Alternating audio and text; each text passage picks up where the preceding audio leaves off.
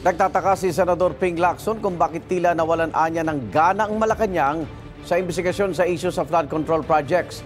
Sabi ni Lacson, nakakuha naman ng mahalagang impormasyon ng Independent Commission for Infrastructure para makapaghain ng kaso ang Ombudsman at Department of Justice laban sa mga nangurakot umano sa pondo ng bayan.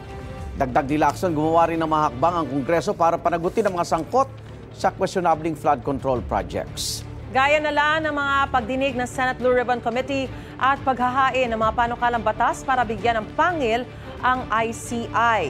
Sinabi yan ni Lacson matapos sabihin ni Palace Officer Claire Castro na baka maulit lang ang trabaho ng Ombudsman at DOJ kung itatatag ang Independent People's Commission na isinusulong sa Senado. Tiniyak naman ni Castro na hindi nawawala ang kagustuhan ng Pangulo na mapanagot ang mga umabuso sa pondo ng bayan. Suportado rin aniya ng Pangulo na palakasin pa ang ICI.